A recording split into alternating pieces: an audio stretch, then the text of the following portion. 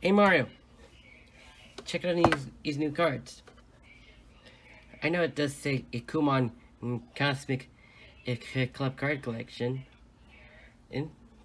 but guess what? Mm, in that book, there are no Kumon cards. They're Pokemon cards. Look, check out the newest ones.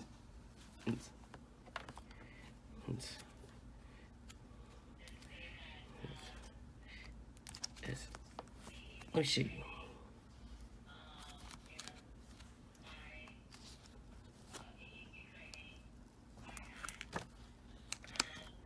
Take a look at this newest one.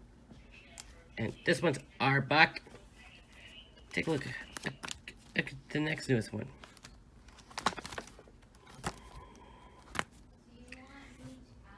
Isuin and Arcanine. Pretty cool, huh? Here's one more. Her newest one.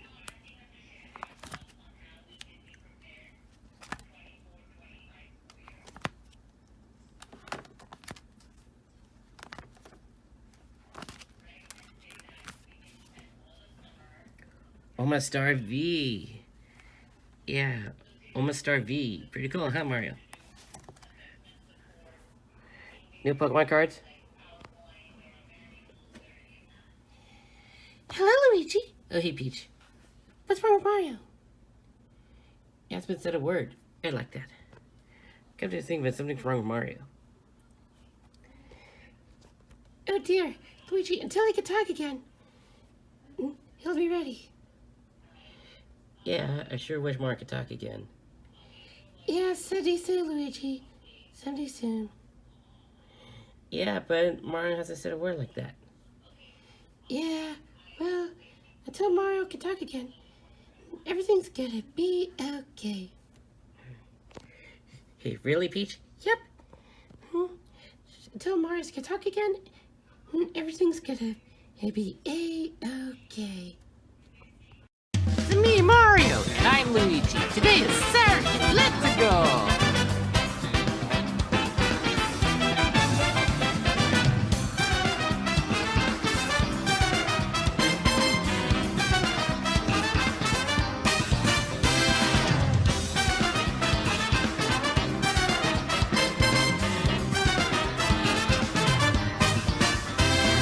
Last time on Total Stuff Luft Island Season 2, one contestant went up against everybody, and who better to be against everybody than Corin? The challenge in question, to throw a Master Ball the furthest. Needless to say, she displayed tremendous power in her 3 turns, giving her the win and choosing 5 people to be safe. But she chose strategically to divide Luigi's alliance due to her hatred of Spike. Meanwhile, Lotso and Tentacool forfeited the challenge due to their reliance on teammates with more power, but it became their downfall as Tentacool got the axe. Who's gonna screw up next? And what is Corin strategizing? We find out today on this episode of Total Stuff Luft Island Season 2. Hey boys. Yes, sir. Make sure you keep your eyes peeled on Squash and Broby. They're like rats, trying to sneak some eggs from the mother hen. I don't know, sir. I mean, they're on the other team, so... In particular, we should watch over Broby. He's got the skills to make it far.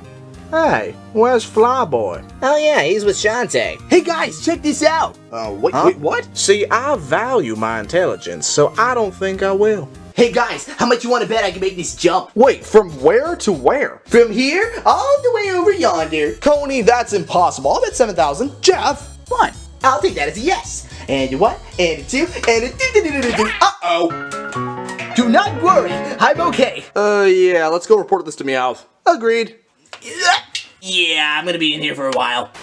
I gotta sit out this challenge. I mean, I'm stuck in a washer for crying out loud. I mean, as long as someone doesn't turn on the rinse cycle, I'll be good, but, what if I don't want to be clean? Everyone on my team is idiotic. They're rowdy, violent, not afraid to get dirty. But worst of all, they can't see what's right in front of them. Thankfully, Shantae, you're still sane. Well, hey, I do what I can. I tried to reason with Reese and Porygon 2 about Corin, but it fell on deaf ears. She's got the game wrapped around her finger, and unless we do something about it, it's going to stay that way. I've always had doubts about Corin, but after playing the victim, she has nowhere to run and nowhere to hide. Let's just say when the blades pointed at her throat, she had an option to run. So all this time you were actually good? Of course! I'm the heroine of Nor. Oh, that's so cool! You're the guys and I were thinking you were bad. Eh? Come again? Oh, nothing really. Just the guys and I were thinking, Thinking what? Oh, nothing to worry about, trust me. Don't you worry. Today will be a great day. What? Do I know Reese is in an alliance? Of course I do. I just need him wrapped around my finger until I need him least, which should be this challenge. You know, Reese, I noticed you used a magic card last challenge. Oh, I use my magic cards to conjure up spells or to help in battle. You know, why not combine your magic with Ashley's? After all, she is 1 year older than you, so... I thought she was like 6. She's 15! Combine your powers and... We can make a fusion dance! Awesome! Good idea, Corin! And what can I say except you're welcome? Alright, everybody, are you ready for today's challenge? No, we are not ready for the challenge. Well, you better be, buddy boy, because today's challenge is a challenge I like to call Super Hyper Block Force Go! Now that there is a mouthful. That's what I kept saying. It's a long name for a challenge, I said. But did he listen? No. And I'm still not! So, let me explain this challenge to everybody. This is my giant wall of doom. When I give the signal, 5 of you will be up here on this wall, while 5 of you from the other team will be down here. There will be 2 rounds for both teams. And twerps, because you have an advantage, one of you will have to sit out. Oh, I'll do it. I'm not exactly good with this kind of stuff, man. I'll do it. Wow, that was easy. Alright, Broby, go ahead. Thanks, Crocker Rock. You guys are great. I'll be the best cheerleader you ever saw. Give me a T. T. Give me a W. W. Give me an E. E. Give me an R. Don't cry. Give me a minute. Fastener. Not at all. Twerps, you'll be first to be put on the wall, while the Rockets will be the first to rocket themselves into the structure. And get picking. Alright, guys, here's my plan. Penguins, you're gonna be up on the structure. Okay. Jolly, you too. Magnet Shroom, you will not. What? Why? Well, the twerps could use a magnetic object and whoosh, you'll be done. I see a point. But you could use that to attack the other team. Okay. Zelda Sure. and Lotso. Alrighty, I guess I could try. Alright, we got this. Fox's choices made sense, but I'm looking at Magnet Shroom with a second glance. He might just be the weakest link, and I gotta change that. Fastener, I know you're cool and all, but you're probably not good for this type of challenge. Fastener. Ashley, same goes with you. Whatever. Spike, on the other hand, yay! And Corin, what about you? Fine, whatever. I would like to go too. Really? Okay. Let's also go for Luigi and Drilver. Okay. Don't worry, I won't fail. I will succeed, and I know I will. Yeah, this challenge will be a piece of cake. I know those guys. Those are my teammates. Oh, they're so cool. For attacking the structure, you guys will get no points. What? But we're doing all the hard work. Yeah, we're the ones doing all the hard work. By sitting on your rotund glutes? Not bad. Well, you see, after every round, the number of contestants that are still on the wall will determine how many points the team will get. And that does not affect your team. But when you guys go up there, you'll get points too, so don't worry. What's important is Krakachoo gets to build the wall every time. They don't pay me enough for this. What are you talking about? I pay you. With what? My love and care. Yeah, love and care. I don't see it. Well, you must not be looking hard enough then. I hate you. And go! Oh, okay, Spike. You ready? Doki okie. Well, here we go. I'll handle this one. Yeah! Fed.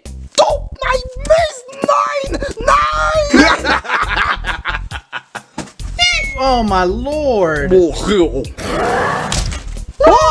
After 2 rounds, the Rockets are at, 6. Could be better, could be worse. Alright, Luigi, you're up. Alright, here I go.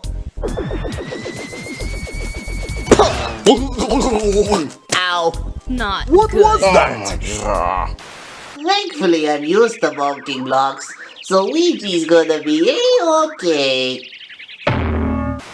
We've got this. Oh, not this again!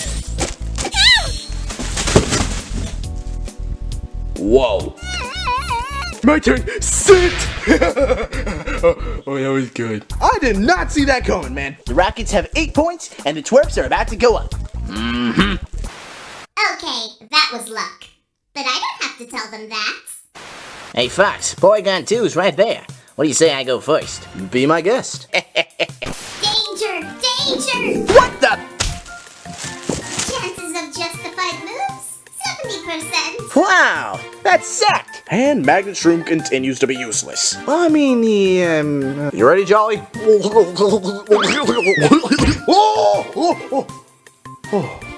We're okay. Yeah, we're leaning a little bit. You guys want to move? Moving is forbidden. All right, Red, you're up. This will be a walk in the park.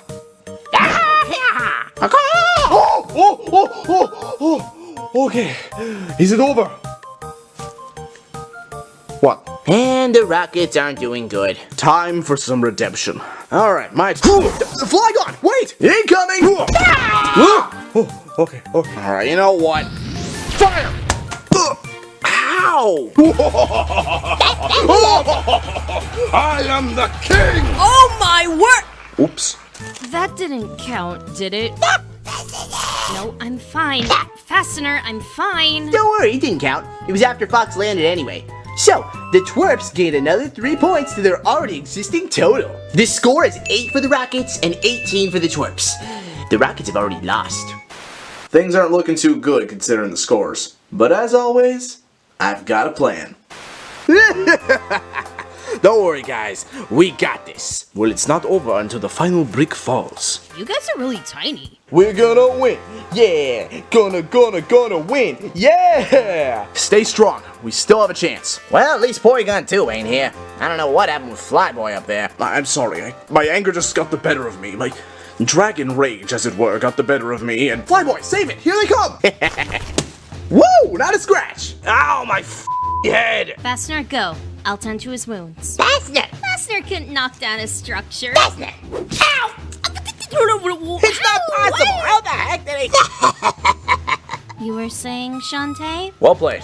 Well played. So, who's going next? I'll handle this one. Hold my wand. Literally or figuratively? Earlier today, Corrin was talking about combining Ashley's magic with my magic card. If I fuse them together, I could create an ultimate magical attack and win the challenge. Let me try. Reese, this is Ashley's, not... Don't worry, Squash. I'm keeping it warm for her. Wee. Duck! Ouch, my skull. The score is now 21 to 18. But good luck, because here come Reese and Squash. Fox, as I was saying, I humbly apologize for my behavior in the challenge. Flygon, we're good. Just discuss this later, okay? So be it. This'll be fun. Eventually, if I can get there. You wouldn't hurt a fellow plant, would ya? Ah, crud. Hey, what? Hey, what? What? You know, Squash, you're pretty good at smashing things downward, but when knocking things over, you're kinda lame.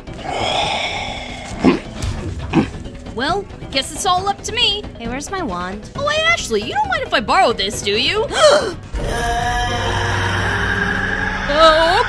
gotta test it first.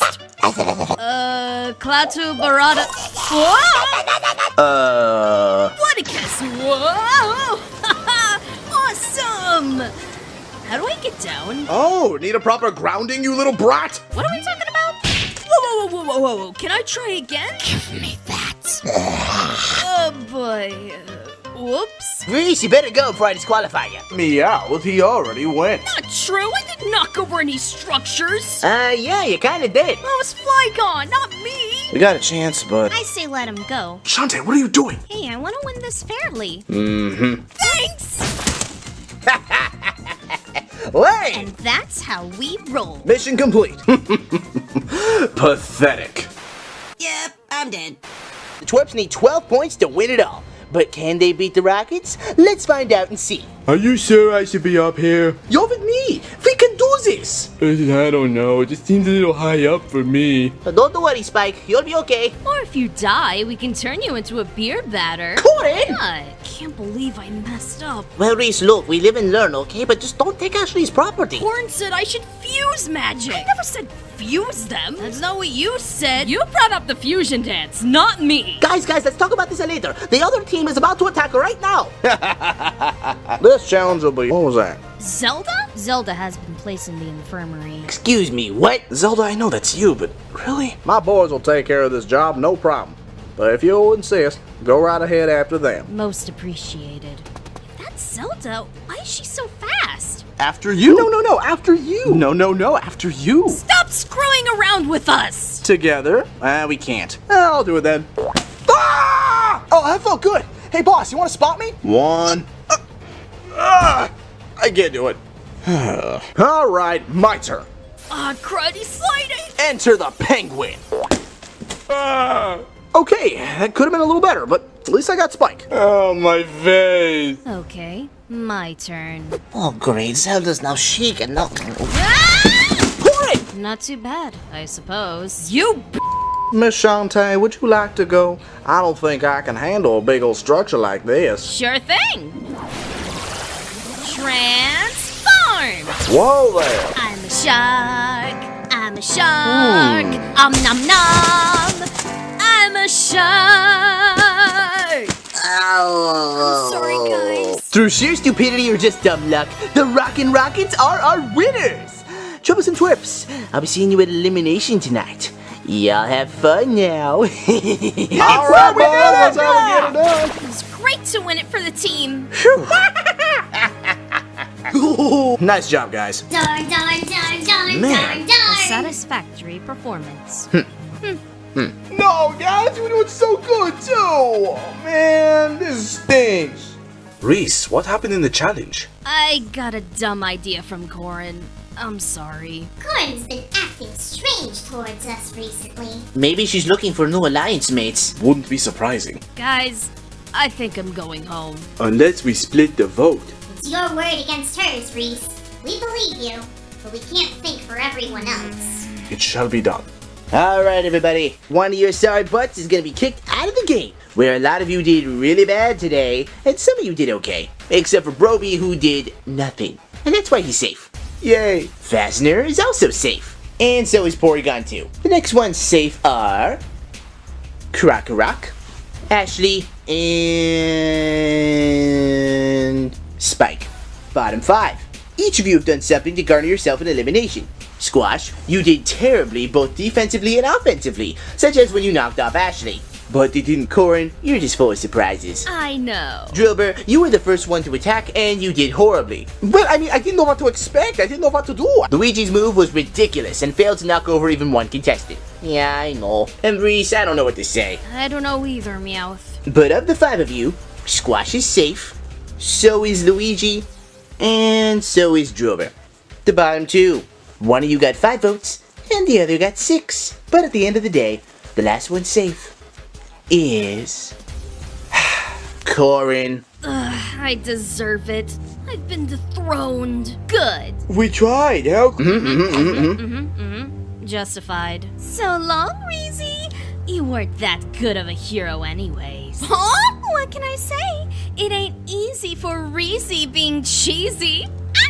I'm on a roll today. Hey, stop! Calm down! We tried, but at the end of the day, it wasn't enough, and I'm sorry. Well, hey, I had some fun. We will miss you dearly. But at the end of the day, you still made a mistake. And even though we tried to erase it, the mark is still there. Yeah, I know. I just wish I wasn't out for something this stupid. Alright, Meowth. I'm ready. Finally! Let's go! Even if Corin wasn't telling the truth, it's still good we didn't vote for Reese. Agreed. Agreed. So, Reese, came down to this, but you are out. Any last words? I made a mistake and wish I could do better. Hopefully I can make up for this in the future. Alright, you're done. Bye-bye! Whoa! And like that, Reese has been released from this game. What'll happen on the next episode of Total Stuff Love Island? Who's gonna make the cut and who's gonna get dropped next? And what's gonna happen to Luigi now that his alliance has lost one member? Find out all this and more on the next thrilling episode of Total Stuffed Fluffed Island. What does everyone like so much about Paper Mario the Thousand Year Door? A lot of people say it's the world, the characters, the feeling of immersion. Mario is known for exploring bright and colourful environments, but here he starts off in a town of thieves.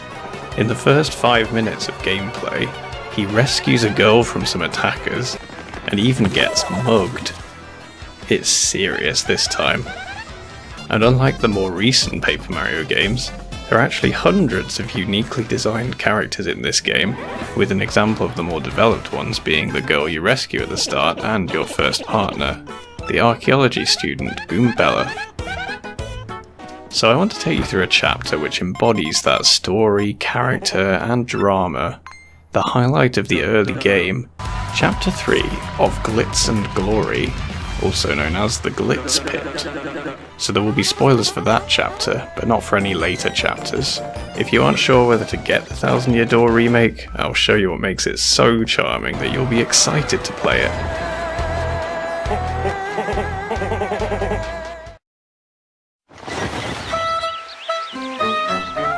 The first couple of chapters act as an intro to the game, with Chapter 1 being a normal, colourful Mario environment that finishes fighting a dragon in a castle, and Chapter 2 showing off the visual side in a beautiful black and white forest and commanding a horde of 101 punies. As well as Goombella, Mario has also joined forces with the nervous Koopa Koops and the refined actress Flurry. You've collected the first 2 crystal stars, you're into the swing of the adventure now, and you're eager to see what the next chapter has in store.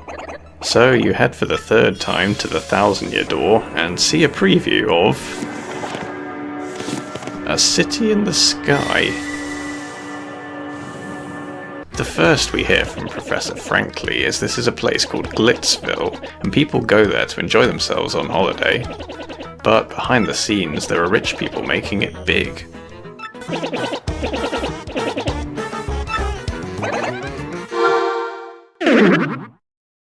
We can't just go there this time. We have to find a mob boss called Don Pianta on the west side of town and convince him to give us a ticket for the blimp ride. But we don't even know where he is, so we have to find some clues. It takes a bit of searching, but we find out from another mob boss that there's a secret code that lets us go behind the item shop. It just requires buying 2 specific items and then saying our favourite colour is yellow. But the shopkeeper asks us what colour our moustache is. Trick question?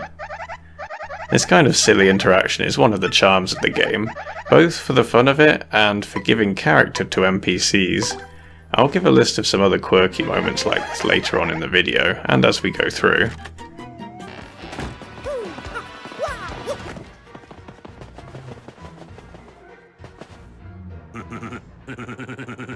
We find Dom Pianta and he asks us to find his daughter and her lover. And we already see not only the hard gangster side of his character, but the soft side that cares for his daughter too. He gives us the ticket we need. Now we can see what the Glitz Pit has in store.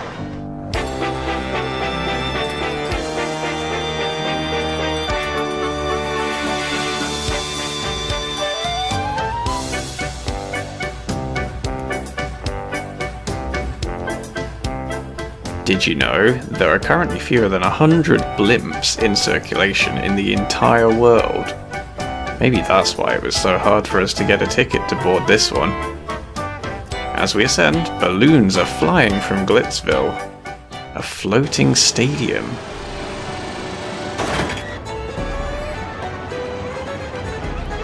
Then we arrive and see posters on the wall showcasing the fighters in the pit.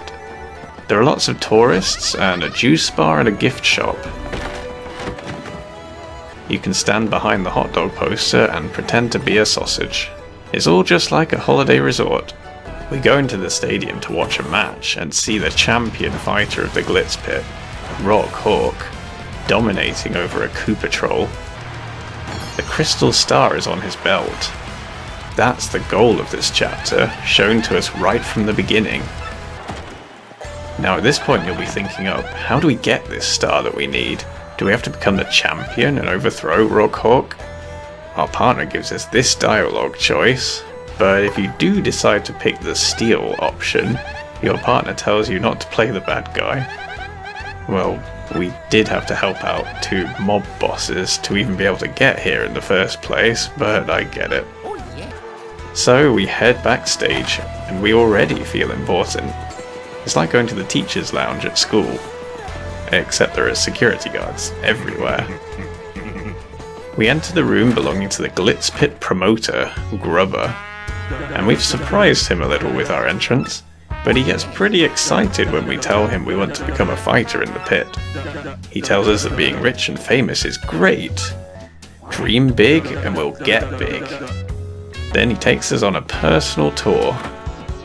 First, he gives us a tour of the top attraction, the Champions Room. Not sure about the tiger print bed, but the carpet looks like it'd feel great between your toes. And then the Major League Locker Room. Will we get to spend time preparing for our matches in these rooms? And we're no longer Mario, we're a fighter now. The Great Gonzalez. Mr. Gonzalez. By this point as a player, you're feeling pretty hyped about what's ahead. It's vastly different to the first 2 chapters. Becoming the champion of a fighting pit to earn the Crystal Star. Now we're hooked. And I can tell you, this is only the beginning of the cool things this chapter has to offer. The minor league locker room is, as Goombella puts it, pretty gross. A few loose springs, a huge block we can't even break right now, and someone's tried running up the walls, it seems. You can tell Grubber is a salesman at heart, because he didn't show us this room before we signed. But at least we know what lies ahead, we just need to grind for it. So we listen to his assistant, Jolene, and reserve a match. Grubber even appears on the screen to wish us luck. So we start at rank 20, and it's off to our first fight against the Goomba Brothers. Let's be honest, what other enemy would come first? Oops, don't say that too loudly around Goombella. She doesn't like that the Goombas are the underlings of underlings. And just as the rules are being explained to us, they get a hit in on us. How rude. But we can easily get a win and are interviewed just like they do on TV.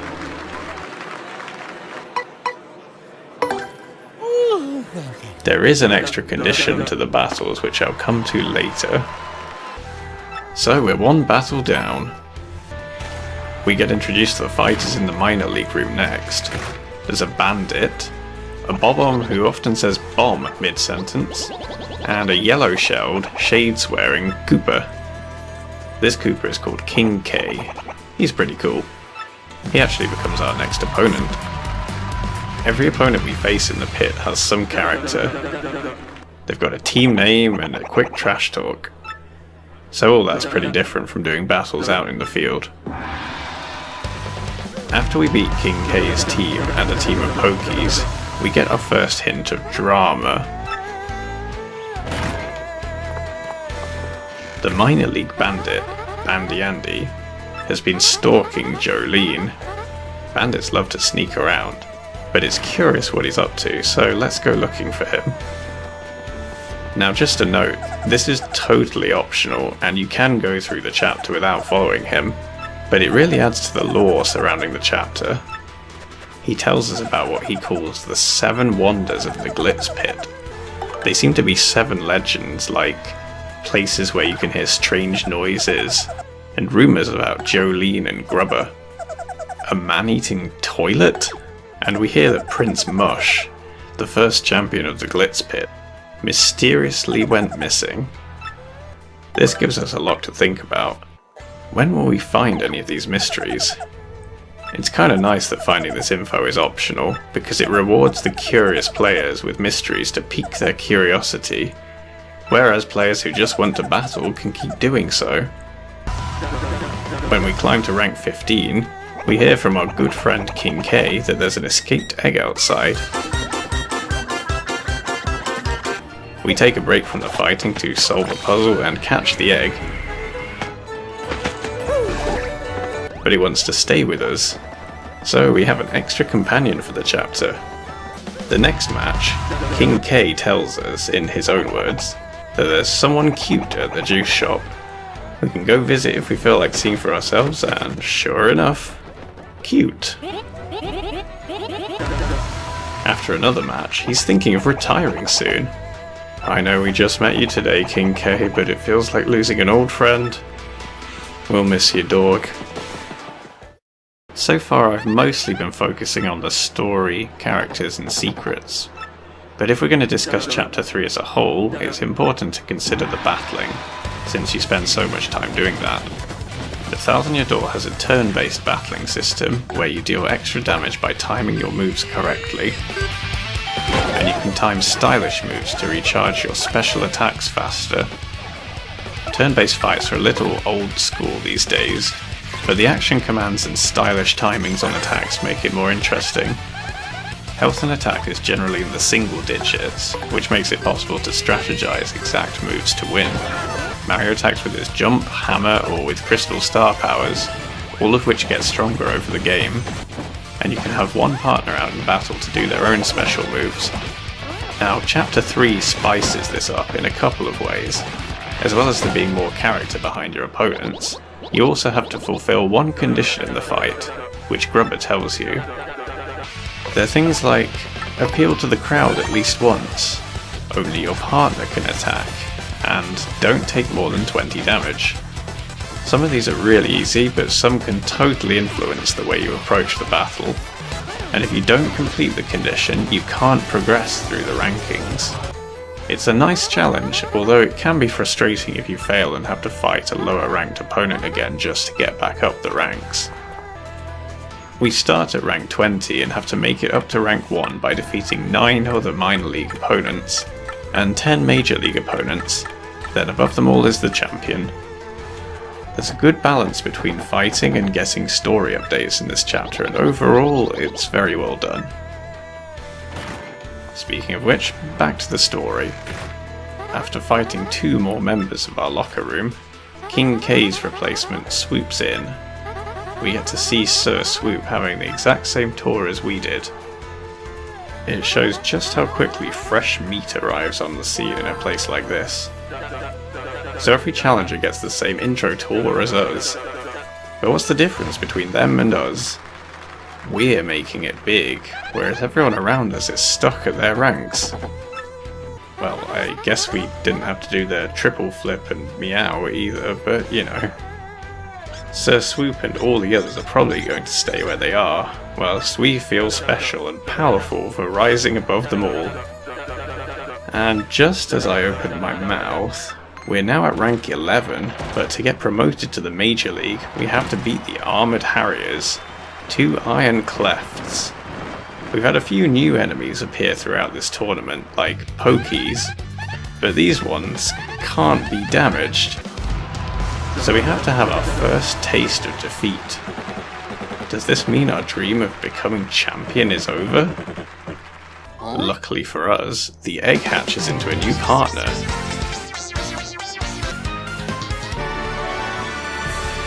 And this Yoshi friend can turn enemies' attacks against each other, so we can spit the 2 Iron Clefts into one another.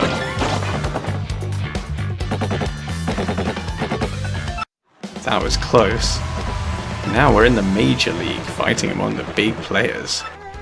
It's clever how the game gives you the egg from rank 15, and we're forced to hit a roadblock and lose a battle before it hatches into the solution to our problem. We catch Grubber at an awkward moment apparently, as he's doing something in his drawers, but he quickly gets over it with a throwaway misogynistic comment, followed by... not what I was expecting. It feels great to be in a Major League locker room. It's so clean, no more bent lockers or footprints on the wall.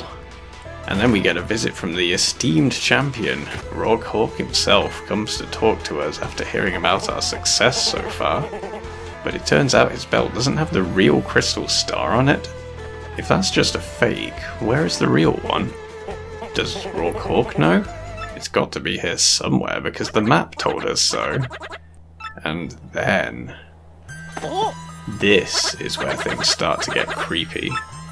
A creepy tune plays as we receive an email from X. And X tells us we need to listen to them if we want the crystal star. From this point on, the music is no longer the pumped up Glitz Pit theme, but this suspicious, gloopy song. Well, we're a little on edge, but since we have no orders yet, it's back to fighting. After we complete a Major League fight, we run into Jolene in the corridor. Seems like someone broke into the locked storeroom, and she doesn't want anyone to know about this. After another fight, we get an email from X saying to go to the juice bar outside. We turn up and the cute toad from before isn't here now. We speak to the barman and get the super hammer, which increases our hammer damage and gives us a new move for smashing blocks. That's really handy, but why did X give this to us in secret rather than in person? And they want us to use the hammer to smash a wall in the minor league locker room. Wait, this rings a bell. The sealed wall is one of the 7 mysteries of the Glitz Pit that Bandy Andy told us about. Some say the remains of fallen athletes are stored there. So, does X want us to uncover bodies? Someone has tipped off the security guard that we want to go back to the minor league. This makes it seem like X is someone who has power in the Glitz Pit. We've seen Grubber acting suspiciously a couple of times, but there is still a lot of unsolved mysteries hanging around, so it's hard to say if anyone else is involved.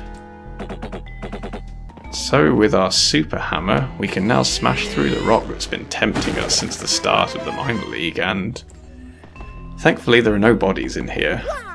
But we find out that someone is investigating the crystal stars, which is getting very suspicious. But it makes sense considering Rockhawk's belt doesn't have the real one on it. As we leave, Jolene corners us and scolds us for being here and breaking down the wall. She takes the paper we got and leaves us feeling like a teacher has told us off and confiscated something of ours. But with it being an important paper, that certainly seems suspicious.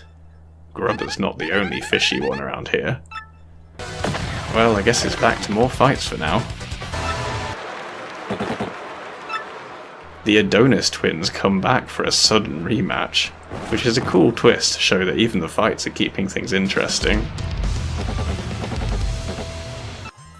The next email we get isn't from X, it's a creepy one telling us to keep our noses out. So someone else probably saw us destroy that block in the minor league locker room, and is trying to threaten us to stop us from going any further.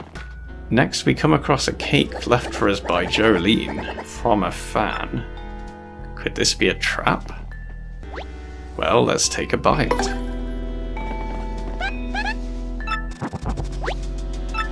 It seems the cake is totally fine and heals us fully.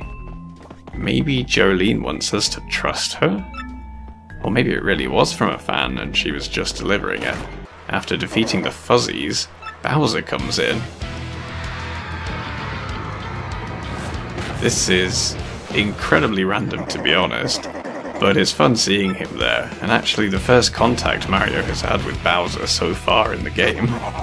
It doesn't actually matter if you win or lose in this fight, you just get different dialogue depending on the outcome, but you still won the match that actually mattered, so that's all fine. X emails again and wants us to go to the phone box at the front of the arena. Rockhawk intercepts and threatens us for stealing the spotlight, which leads our partner to think the nasty email came from him. But why is he saying it both to our faces and via email? Normally if you're going to come out in the open, you don't also send sneaky anonymous emails. In the phone booth, we find the key to the storage room, so we head in and Miss Mouse, a character who appears in the first couple of chapters, is already in there. She insists that someone else must have been here before her, and she warns us to lay low, lest you end up like those poor souls upstairs. The next email talks about some stairs going up. Isn't that another of the 7 mysteries? Sure enough, we clear some blocks and a staircase appears leading up to the 2nd floor. Up we go. As we progress, we come across this little peephole in the floor. Ooh, do we get the chance to eavesdrop? So Jolene is telling Grubber about the noise in the storeroom. Why is that room so important to them? They say maybe it was just a rat. She's a mouse, actually. King K is missing, and he's the 5th this year. Grubber sure seems concerned. People are rumouring that the pit is cursed. And it seems Jolene is disappearing a lot too. Now, where have I heard that before? That's right, we're getting into the thick of the 7 wonders of the Glitz Pit. Now that we've seen a few of them come up, let's talk about them in more detail. Number 1, the sealed wall. This was the wall which we broke down and retrieved the paper about the crystal stars, and Jolene took from us. Thankfully there were no bodies in there like the myth said. This one is cleared. Number 2, the man-eating toilet. Well, the toilet in the Major League locker room is permanently occupied, which frustrates Goombella, but we haven't seen it eat anyone yet. This one is unsolved. Number 3, the stairs of mystery. This one is about a room somewhere that has no stairs upwards. Well, just now there were no stairs in the storeroom, but we made some up here. So that one's solved. We haven't heard any groaning voices from upstairs, but they sound similar to the next mystery. Number 4, the haunted boudoir. You can hear voices from the champion's room. Maybe we'll see this one later then. Number 5, the spooky ring lights. Apparently when nobody is around the ring, there are strange lights coming from under the doors. Andy says he's going to take a look into this one himself.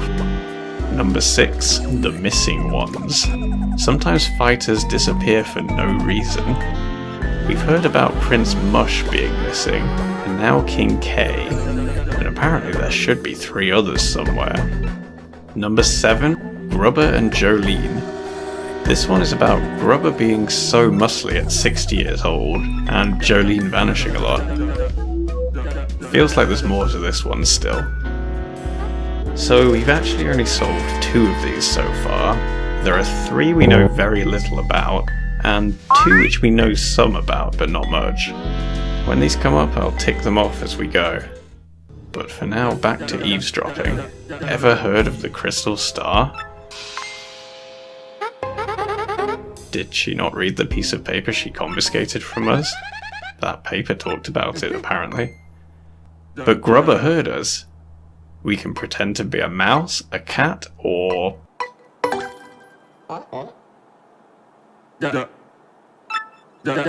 burping beetle? Amazing. Let's get back to the fighting.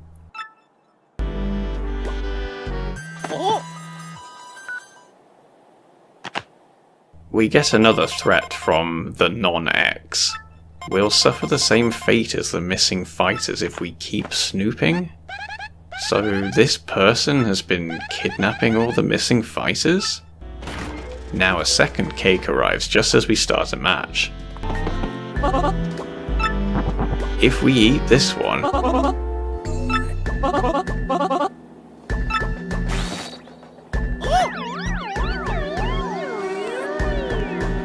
it poisons our partner and takes them out of action for the fight.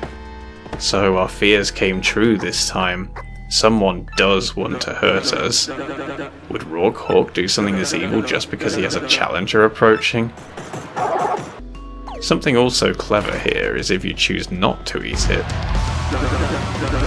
This blue Koopa here does instead, and he gets injured, poor guy. So you still find out that the cake was poisonous either way. It's a way of giving the player a choice that impacts them whilst also telling you that there is this poisonous cake there, which is needed for the story of course. After reaching rank 1, we only have the champion to go. But we can't challenge him just yet. We get an email from X leading us to a key to the locked door inside the storeroom. Whatever is here has been kept really secret. And we're heading to the right, which again puts us above Grubber's office, probably above the vent we accessed earlier. And remember, mystery number 4 of the Glitz Pit is about voices coming from up there.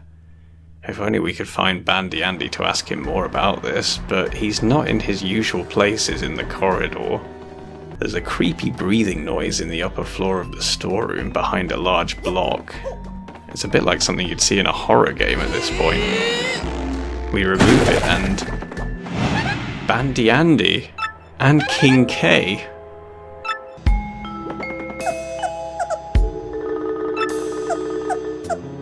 Andy says he went near the ring when there was nobody around, which is exactly what he planned to do for Mystery 5.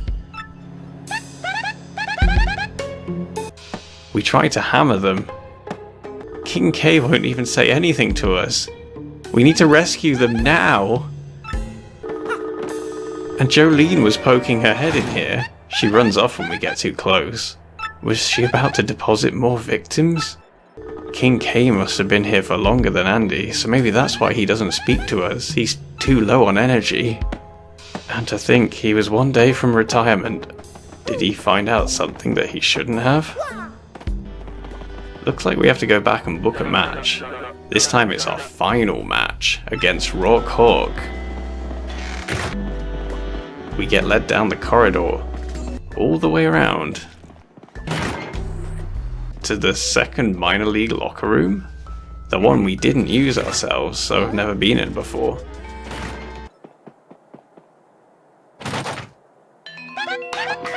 And of course, we're trapped. Is this a trick by Rock Hawk to avoid fighting us?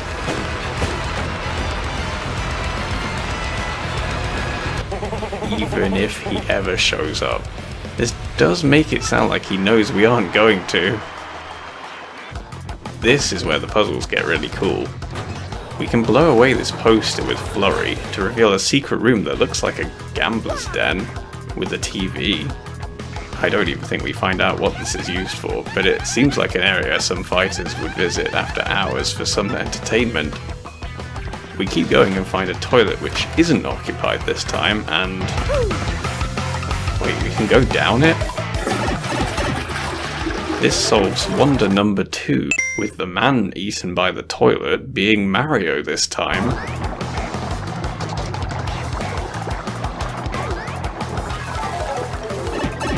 And we end up in our locker room, with the bathroom finally free.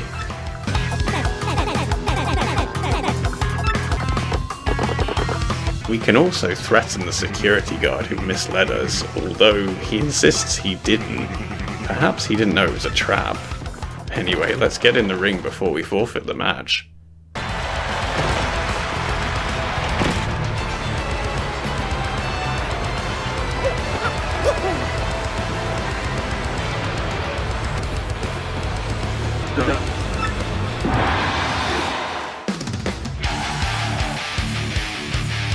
We get some fighting talk from Rock Hawk, and we should have stayed locked up.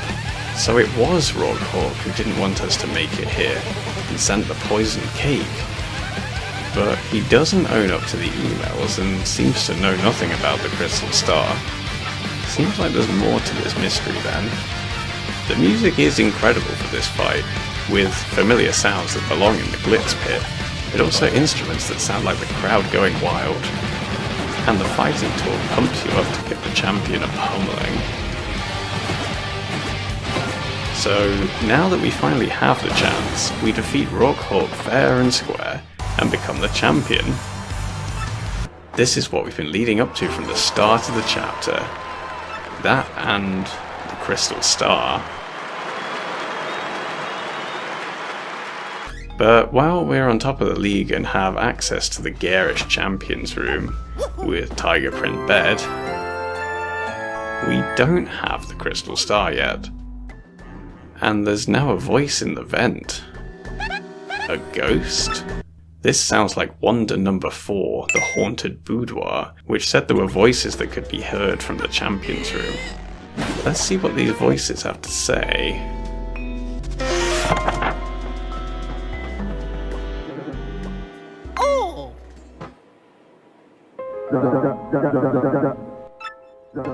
This is a very mysterious conversation to overhear. So King K walked in on someone with that? What's that? They think Jolene and Gonzalez, Mario, are onto him. Is this Grubber? And he says the solution is to disappear us when the time comes, just like he did to the others and Prince Mush. He even thinks he may have to get rid of us just because of how strong we are. So now we know Grubber's on the bad side. At this point we can guess, since it wasn't Rockhawk, that Grubber was probably the one sending us the threatening emails. So let's read his secret paper. A machine under the ring, powered up by the crystal star, and it can suck the power out of people.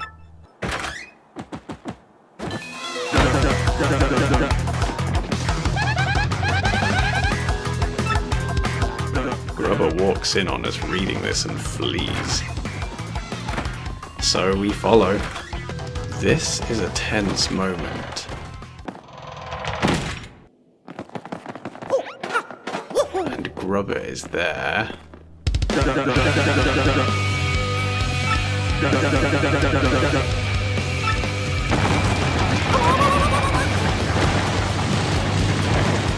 Now all is revealed. The pit opens up to show.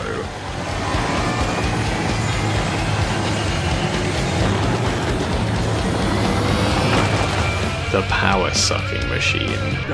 He says it's been keeping his body young by sucking power from the powerful people in the Glitz pit.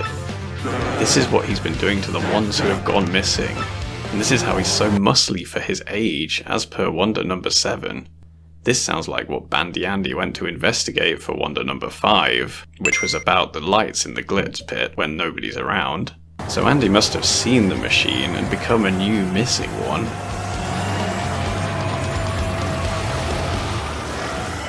Grubber powers himself up right before our eyes. It's the real final battle against Macho Grubber.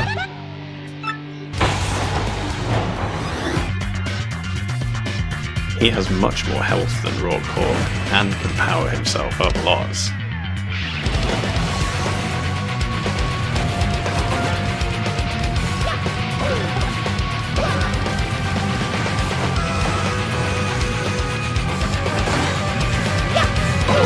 Eventually be taken down.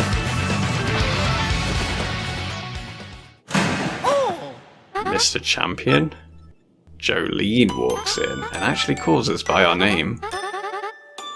She says she needed us to discover what was going on and promises to tell us everything. So, her brother was the legendary Prince Mush, who became a fighter to earn money for his family. He went missing, so Jolene got hired on as the manager so that she could investigate secretly. She witnessed Grubber transforming, though thankfully he didn't see her. She thought Mario would be the one who'd be able to defeat the strong macho Grubber. She was X. So she sent the emails which guided us around, while the threatening emails came from Grubber. She wanted us to go back to the minor league locker room to get the paper for her, to help her understand what the crystal star was. And while it felt like we'd done something wrong, we'd actually done exactly what she wanted. She wanted us to hear her conversation with Grubber through the peephole in the ceiling, to learn more about what she and Grubber talk about, possibly even to spy on Grubber when she left. She wanted us to destroy the block that was on top of the smushed fighters, to see for herself what was under there. But she didn't want to reveal herself to us for fear she'd be discovered. As with Wonder number 7, we now know why she kept going missing. So we clear off another wonder. Now that we know the identity of X, let's talk about some of the other things that would be going through your head trying to work out who X and the one sending the other emails are. Rockhawk acts the most directly hostile towards Mario, which throws the role of the threatening emails in his direction. Although if you think about their content, they mention the crystal star, which Rockhawk doesn't appear to have interest in. The partners assume X is male without any real reason, which throws us off the hook further. We see Grubber doing a couple of shifty things in his drawers. So what was the hint that it was Jolene? Well, remember that pretty toad in the juice bar?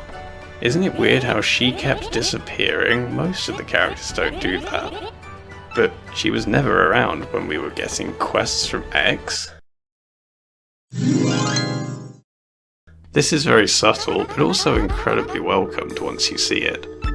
Prince Mush discovered Grubber's secret and so had him disappear. But just when it seems like hope is lost, the crystal star spits him out. And with Mush returned, that's the last part of the Missing Ones mystery solved. So all 7 wonders are now ticked off. Oh yeah. We get the crystal star and the chapter is now complete.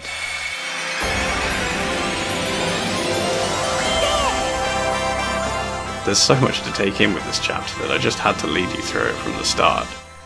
The objective is the star, and we initially think the route there is by fighting and chasing that glory. But then the game manages to create lots of drama through having questions flying around without answers, and it's hard to know who to trust. It's a magnificently done story, which leaves extra secrets for people looking for them. It's exactly what fans of a normally story-based channel like mine would enjoy in a game. Super Paper Mario could have taken a note from its predecessor. In Chapter 6 of Super Paper Mario, you have to go through what looks like 100 fights, which sounds like a repetitive task. There are some disruptions which I won't go into for the sake of spoilers, but they aren't as fun and varied as solving the mystery of the Glitz Pit. A couple of loose ends are tied off at the end of the chapter. After seeing these events unfold, Rourke Hawk has vowed to fight fair, which is great character development. Jolene has stepped up to run the ring now that Grubber is gone. You can go back and replay the pit afterwards, which is great for fans of the chapter, although of course it's all battle focused this time rather than having story elements. This was my first time doing a video essay, so if you'd like to see me do one of these about another chapter, such as Chapter 4 or Chapter 6, or even a different game entirely, definitely leave a like on the video and let me know in the comments what you'd like to see most. Who do you think X was? Let me know in the comments. You can also check out the plush video I released recently that takes inspiration from the storytelling narratives of Chapter 3, but in our own way. Thanks for watching. The lonely boomer didn't turn up to his match this morning. That's another one missing. Is someone trying to make us win? I might have to up and retire before something happens to me. If you want to save the Glitz Pit, do as I say. Can I see you in my office? What if it's like some kind of poison cake? Oh! Thanks for watching and remember to subscribe. Now it's laser time.